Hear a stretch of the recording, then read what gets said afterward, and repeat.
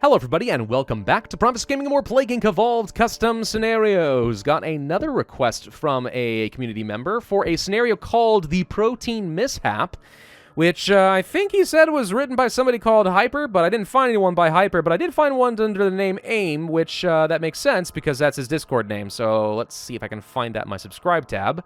Yeah, I passed right by it. There it is. Yeah, by AIM. So, there it is. All right, log entry, day 5. We've begun experimentation of an interesting protein we found while messing with substance 718. Injecting it into a lab rat, animal cruelty, causes random things to occur to it. The first time, it had a sudden cardiopulmonary arrest. The second, it started crying, and that was it. We believe this protein can be used for dangerous purposes, and we are going to quarantine it. Day 14. It was placed in quarantine, and the scientists started feeling cold, then passed out. I'm guessing because it was put in refrigeration, and the protein has created a psychic link between them and the scientists, and so that if the protein gets cold, they all get cold and fall into hibernation. Maybe. Most of the scientists are now dead. Oh. They come to the lab, and suddenly they forget who they were, and all their memories just seem to disappear. Slight misspelling over there, but that's fine. Let's see. The memory loss then proceeded into forgetting how to blink, then walk, then breathe. I myself am starting to feel lapses in memory. I'm going to proceed to activate the total lab dysfunction routine. Proceed, yes, destruction, probably. No other leg and tires were found. Praise Pravus. You know, that was the last log entry, and you know what? I salute you. All right, virus type, ATP boost Darwinist oxidized human file and symptostasis. Normal difficulty, it is called P718-UQ. A lab has been destroyed. Hey there, this is my first scenario, so please give feedback if possible. Also, the lowercase letters aren't me, it's on the creator. Yeah, we've talked about it before, but it is a problem. Actually, it seems to be working just fine for you right now, but it's not consistent, I know. The lab, after being shut down, was destroyed by the system. The lab was located in Saudi Arabia, probably. I don't know, it could be anything.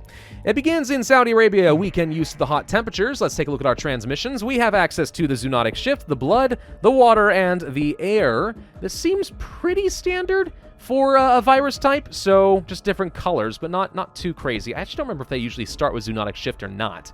Probably not. But either way, that's pretty common for us to see. I'm going to go ahead and pick up the air right away. Symptoms. Ooh, okay, we have something here. We have coughing. Host has a tendency to start coughing, which is exceptionally infective. We have the chills. They start to feel cold and then chills too. Victim becomes more cold and also has a slightly elevated temperature.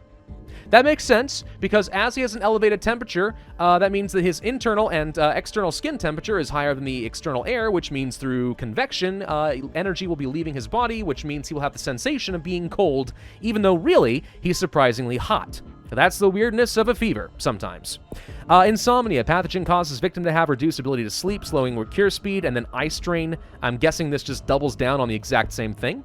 Mood shifts. The victim jumps from being happy to sad, seemingly at random. We call that bipolar disorder. Or actually maybe cyclothymia. I'm not too sure. Mood swings. Host sudden mood changes escalate to mood swings. Isn't that kind of the same thing? I don't know, maybe. Rash. Host gets a rash. I bet you this leads to the beautiful skin lesions that we've all come to love. Maybe. I might have to go for that.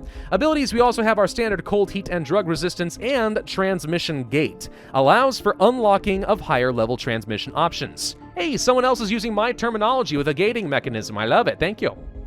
I'm going to go ahead and pick up coughing once that's done for 7 points, because that is extremely infective for a relatively low cost of only 7 DNA. And that's a great price. It's actually fairly severe, but it's all right. I mean, I don't think it's going to be an issue as far as getting detected too early on. And also the extra DNA from moving around could be kind of fun. Transmissions, we go for the blood. Zoonotic. I think I'm going to go ahead and pick up blood 1, and that'll be fine. We did get rash for free, which is awesome. So let's see. This is going to lead to sweating. Yep, probably skin lesions after that. And we have sneezing, which is also 7 DNA and exceptionally good. Yeah, the symptoms are kind of waning supreme over here, if I had to say. So I notice we don't have access to all of our transmissions. Some are actually blocked off, and I'm guessing this is where the transmission gate comes into play. Let's go ahead and pick up water 1 just so we can get onto the boats. Not looking to add on too many more symptoms. Too much severity early on would be a problem. And I'm actually not too sure how much DNA mutation chance we have. But considering we've already mutated 2 more, and I'm playing a Darwinist virus, I don't know. I'm a little bit concerned about going too heavy in the symptoms, even if they are very, very good. Let's go for the transmission gate, and that opens up another level of air, which I will do now, so we spread faster in these arid regions and get onto the beautiful plains. We are in Russia. Why do I keep saying Russia? I mean to say Ruska. But then I mix it up with Russia, and I say Russia, and it sounds stupid. Pravus, Why are you so stupid? All right, I'm in a weird mood today. I was playing a long board game today, and I'm exhausted. If you ever played, what's it called? Dungeons and Dragons. It's a board game. It's not actual Dungeons and Dragons. It's Wrath of Ashbardalon or something like that. Frickin' brutal game, dude. That game is hard. Frickin' hard. It's almost not fun. It's so hard, but I'm just exhausted. So brain's not fully working right now. Anyway, you'll forgive me. Let's go for some more water. Then we can go for. I'm going to go ahead and grab sweating because it's usually good in the cold countries, and I'm guessing that's going to work in Russia. Oh, there's an airport in Greenland. Well then, I guess I have nothing to worry about. We're already in Greenland. Perfect. See, that's great because that's usually where it's really hard to get in from Saudi Arabia, but Saudi Arabia doesn't usually have a lot of trouble getting into all the other islands, so you have to start down here. I mean, imagine you tried starting off in a place like, I don't know, let's say you tried starting off in India or something. No, you know what? And yeah, no, never mind. I don't know where I'm going with this. Either way, our most difficult island to get into is actually surprisingly easy in this scenario. Absolutely no problem at all. Let's go for the Zoonotic Shift. We have access to bats, insects, livestock, and birds. Birds are pretty good. Let's go ahead and pick that up because if we're already in Greenland, then land transmission actually helps me out a little bit. So I'll go ahead and work with that for now. We did get into the Caribbean. That is probably one of the only other places I was currently worried about. We are missing New Guinea, so we'll have to make sure we get into that as well. But I don't think we need the extreme bioaerosol. Let's go for some drug resistance, and then let's go for some sneezing. Skin lesions, yep, that's fine. Very severe, but that's a huge amount of infectivity, so we should start really skyrocketing at this point. I'm going to go for another level of drug resistance, just so we spread faster, since I'm having trouble in places like Canada, the US, and all of Europe in general. Anything else from transmission for us? You know, let's go for that extreme bioaerosol after all. I'll just do it. It's still good. It's still good. It affects like half the planet. And boats into New Guinea just happened, so now we're feeling a lot better. All right, what are we missing? Nothing. Nothing at all. So we should be working down. I can't get to necrosis. Okay. Well, we have migraines. We can't get to violence, and killing people makes sense to me. Intense depression also could be good with it's potentially fatal. Pneumonia, sure. Then there's bronchitis. Okay. Mild depression, not lethal. Aggression can be lethal. Is there another gating mechanism to get me into my symptoms? Because so far, I seem to be not getting them. I guess I'll go for chills too. That leads to a fever, which can be fatal. So I'm going to pick up mild depression. Anything we mutate will be some lethality for me right now. So hopefully that works out in my favor. But I need to find out where to get the rest of my symptoms, because if I can't get those, then it's going to be very difficult for me to ramp up any meaningful amount of lethality. So the world is now focusing on a cure, and guess what? They're going extremely fast. Pravus's kingdom? Wait, I'm sorry. What? I saw something involving my name. What was it? I clicked through it. I clicked through it. I shouldn't have. Apparently, I have a kingdom. Where is it? Where's my kingdom? Where's my kingdom? Is it a country? Yes, it is. What is it? New Zealand. No. Wait, really? I own New Zealand. Okay, I own New Zealand. Yes, I am king of New Zealand. Bow before me, ye hobbits. I'm kidding, just because, you know, like a lot of the Lord of the Rings was filmed in New Zealand. I'm just saying. Oh, cool. Lethal symptoms vector. Okay, we found this. Is it because Pravus's kingdom was formed?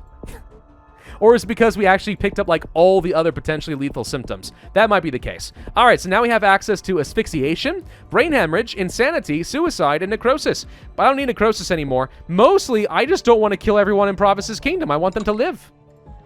They are my friends. There's brain hemorrhage. I'm a little concerned, though, because we're not actually getting anywhere near enough cure progress. I guess we could go for a DNA tearing, which I assume works exactly the same as genetic reshuffle. It does. So we need to ramp up that lethality via mutation, but not much else is going to work for me. There's suicide. I have to imagine that's pretty good. Let's go for another level. Set that back. All right, Germany is an anarchy. That's fine. How's Pravus's kingdom doing? Well, they're dying at approximately the same rate as everybody else, and now we're dying from asphyxiation. We also got total organ failure. Check the abilities tab to get it. How did I unlock it? I don't know, but we got it, and it's extremely effective. Everyone pops over dead now, yes? Yeah, that certainly seems to be the case. All right, well, that worked out fairly well. Fun little Easter egg, knowing that I conquered New Zealand. You know, I want to go there someday. I've seen plenty of pictures of New Zealand. It seems gorgeous, but it's also kind of on the other side of the world for me, so a little bit of a hard sell. 381 days, 56% cure progress, 60,025 points, and only 2 stars because we took a little bit too long. And mainly that's because we had a hard time ramping up the lethality in a meaningful way. But once we got there, we were okay. It's just the gating mechanisms kind of worked against me in a way. You really have to work your way all the way down the symptom tree, I think, before you can continue with anything else, which means symptostasis is an absolute must, and mutation chance is even more important than before, so Zoonotic Shift might be a better option if I had to redo it. All in all, I think it's a pretty fun scenario. It's got a pretty good amount of rebalancing in it, and I like some of the custom symptoms. I think it's a fine way to do the gating mechanisms to kind of change the pacing of the game, so it seems like a pretty solid scenario through and through. Really nothing to complain about. Maybe a couple of typos here and there, but that's perfectly fine. Yeah, I'm going to say absolutely it is worth a thumbs up, and you guys should check it out. Thank you all very much for watching, and thank you to the author for sending me the scenario. If you guys did enjoy, I ask that you hit that like button, leave a comment, subscribe, make sure you hit that notify bell, and I will see you guys next time.